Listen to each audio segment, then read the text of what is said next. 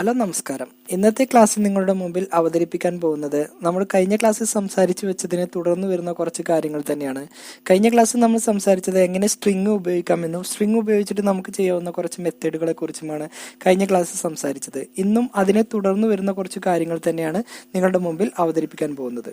ആദ്യം തന്നെ നിങ്ങളുടെ മുമ്പിൽ അവതരിപ്പിക്കാൻ പോകുന്നത് എങ്ങനെ നമുക്ക് സ്ലൈസ് ഉപയോഗിക്കാമെന്ന്. സ്ലൈസ് എന്ന മെത്തേഡിനെ കുറിച്ചാണ് നിങ്ങളുടെ മുമ്പിൽ അവതരിപ്പിക്കാൻ പോകുന്നത്.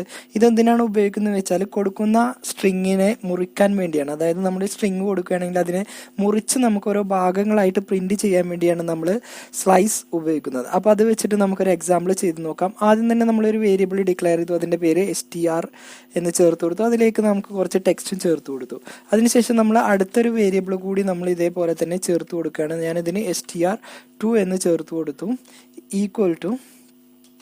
അതിനുശേഷം നമ്മളിവിടെ വന്ന് നേരത്തെ നമ്മൾ കൊടുത്ത സ്ട്രിങ്ങിന്റെ പേരെന്താണെങ്കിൽ അത് ചേർത്ത് കൊടുക്കുക.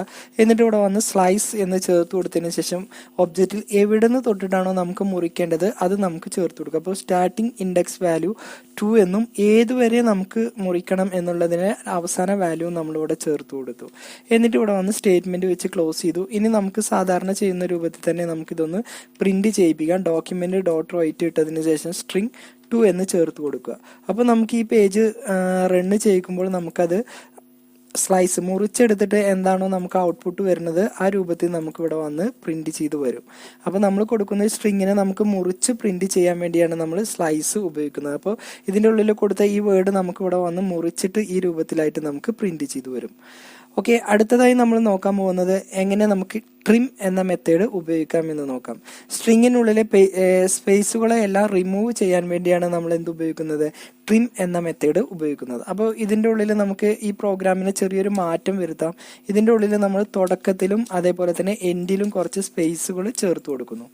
ഓക്കെ, അതിനുശേഷം നമ്മൾ നേരത്തെ ചെയ്ത രൂപത്തിൽ തന്നെ ഇവിടെ വന്ന് പുതിയൊരു വേരിയബിൾ നമ്മൾ ഡിക്ലെയർ ചെയ്തു, str2 എന്ന് ചേർത്ത് കൊടുത്തു, ഈക്വൽ ടു.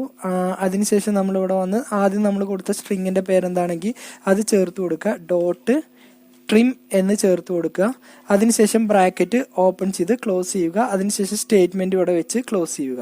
ഇനി നമുക്കിതൊന്ന് പ്രിന്റ് ചെയ്യിപ്പിക്കാം. അപ്പോൾ പ്രിന്റ് ചെയ്യാൻ നമ്മൾ സാധാരണ ചെയ്യുന്ന രൂപത്തിൽ തന്നെ ഡോക്യുമെന്റ് ഡോട്ട് റൈറ്റ് ഇട്ടതിന് ശേഷം നമ്മളിവിടെ വന്ന് രണ്ടാമത് നമ്മൾ കൊടുത്ത സ്ട്രിങ്ങിന്റെ പേരെന്താണെങ്കിൽ അത് ചേർത്ത് കൊടുക്കുക, സ്റ്റേറ്റ്മെന്റ് വെച്ച് ക്ലോസ് ചെയ്യുക. അപ്പോൾ ഇത് റണ്ണ് ചെയ്യിക്കുമ്പോൾ നമുക്ക് ആദ്യത്തെ സ്ട്രിങ് എൻ്റെ ഉള്ളിൽ അനാവശ്യമായിട്ട് വന്ന സ്പേസുകളൊക്കെ റിമൂവ് ചെയ്ത് നമുക്ക് ആ വേർഡ് മാത്രമായിട്ട് പ്രിന്റ് ചെയ്ത് വരും. ഇത്തരത്തിൽ നമ്മൾ ചെയ്യാൻ വേണ്ടിയാണ് നമ്മൾ എന്ത് ഉപയോഗിക്കുന്നത്, ട്രിം എന്ന മെത്തേഡ് ഉപയോഗിക്കുന്നത്. അടുത്തത് നമ്മൾ ക്യാരക്ടർ കോഡ് അറ്റ്, അത് charCodeAt എന്നതാണ് അടുത്ത മെത്തേഡായിട്ട് നോക്കാൻ പോകുന്നത്.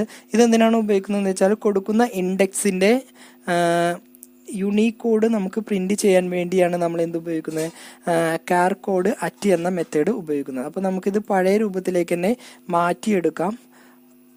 ഓക്കെ, അതിനുശേഷം നമ്മളിവിടെ വന്ന് ഒരു വേർഡ് നമ്മളിവിടെ ടൈപ്പ് ചെയ്ത് കൊടുത്തിട്ടുണ്ട്. ഇതിൻ്റെ നേരത്തെ നമ്മൾ ചെയ്തപ്പോൾ ഉണ്ടായിരുന്ന അനാവശ്യമായിട്ടുള്ള സ്പേസുകളൊക്കെ നമ്മളിവിടെ ഒഴിവാക്കി.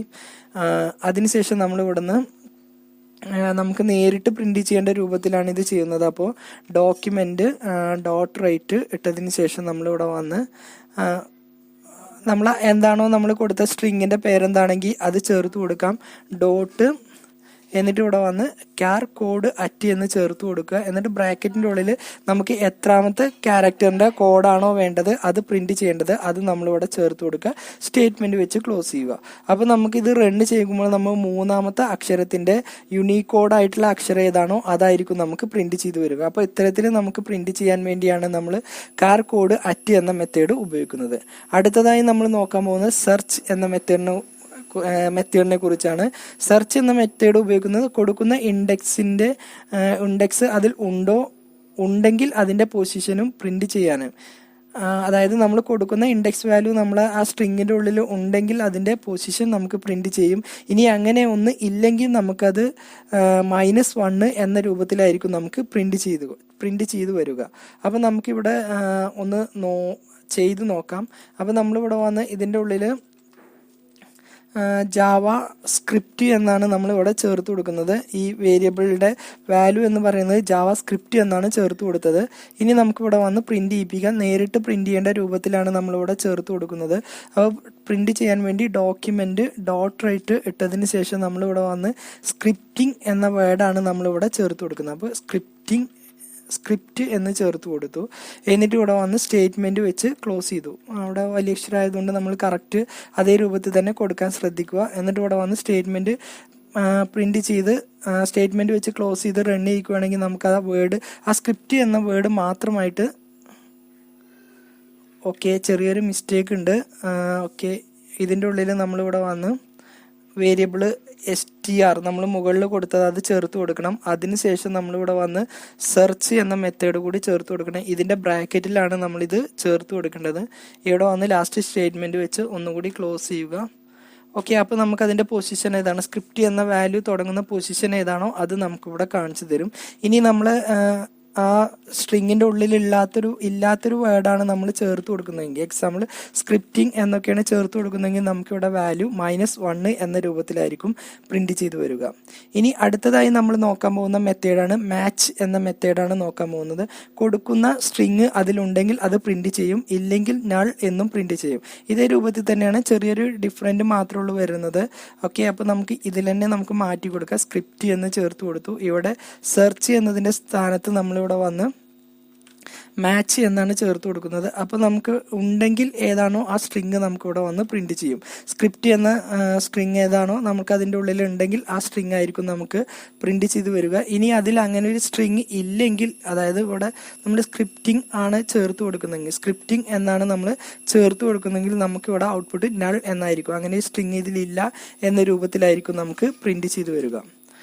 ഓക്കെ, ഇതേ രൂപത്തിൽ തന്നെ അടുത്തതായി നമ്മൾ ചെയ്യാൻ പോകുന്നതാണ് സബ്സ്ട്രിംഗ് എന്ന മെത്തേഡിനെ കുറിച്ചാണ് നമ്മൾ അടുത്തതായി പറയാൻ പോകുന്നത്. എന്താണ് സബ്സ്ട്രിംഗ് എന്ന്, str അല്ലെങ്കിൽ സബ്സ്ട്രിങ്ങിന്റെ ഷോർട്ടാണ് str.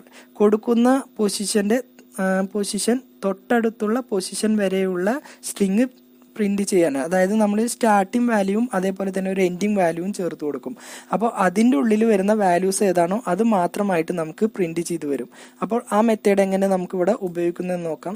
സാധാരണ നമ്മൾ ചെയ്യുന്ന രൂപത്തിൽ തന്നെ ഡോക്യുമെന്റ് ഡോട്ട് റൈറ്റ് എന്ന് എഴുതിയതിന് ശേഷം നമ്മൾ മുകളിൽ കൊടുത്ത സ്ട്രിങ്ങിന്റെ പേരെന്താണെങ്കിൽ അത് ചേർത്ത് കൊടുത്തു. ഡോട്ട് സബ് സ്ട്രിങ് എന്ന് ചേർത്ത് കൊടുക്കുക. സബ് സ്ട്രിംഗ് എന്ന് പറയുമ്പോൾ str, 2 മെത്തേഡ് വരുന്നുണ്ട്. സബ് സ്ട്രിങ്ങിനെ കുറിച്ച് നമുക്ക് അടുത്ത ക്ലാസ്സിൽ പറയാം. ഇപ്പോൾ നമ്മൾ str എന്ന മെത്തേഡിനെ കുറിച്ചാണ് പറയുന്നത്. നമുക്ക് ആദ്യം തന്നെ സ്റ്റാർട്ടിംഗ് വാല്യൂ ഏതാണോ അതും അതേപോലെ തന്നെ എൻഡിങ് വാല്യൂ ഏതാണോ അതും നമ്മളിവിടെ ചേർത്ത് കൊടുത്തു. സ്റ്റേറ്റ്മെന്റ് വെച്ച് ക്ലോസ് ചെയ്തു. അപ്പോൾ നമുക്ക് പ്രിന്റ് ചെയ്യുമ്പോൾ ഈ രൂപത്തിൽ, അതായത് 2ാമത്തെ വാല്യൂ മുതൽ 5ാമത്തെ വാല്യൂ വരെ, 5ാമത്തെ ഇൻഡെക്സ് വാല്യൂ വരെയുള്ള വാല്യൂ ആയിരിക്കും നമുക്ക് പ്രിന്റ് ചെയ്ത് വരിക. ഓക്കെ, അപ്പോൾ ഇന്ന് നമ്മൾ സ്ട്രിങ് ഉപയോഗിച്ചിട്ട് ചെയ്യാവുന്ന കുറച്ച് മെത്തേഡുകളെ കുറിച്ചാണ് പറഞ്ഞത്. അടുത്തൊരു ക്ലാസ്സുമായിട്ട് സ്ട്രിങ്ങിന്റെ ബാക്കി മെത്തേഡുകളെ കുറിച്ച് എക്സ്പ്ലെയിൻ ചെയ്തു വരുന്നതാണ്. ഓക്കെ, അടുത്ത ക്ലാസ് നമുക്ക് വീണ്ടും കാണാം.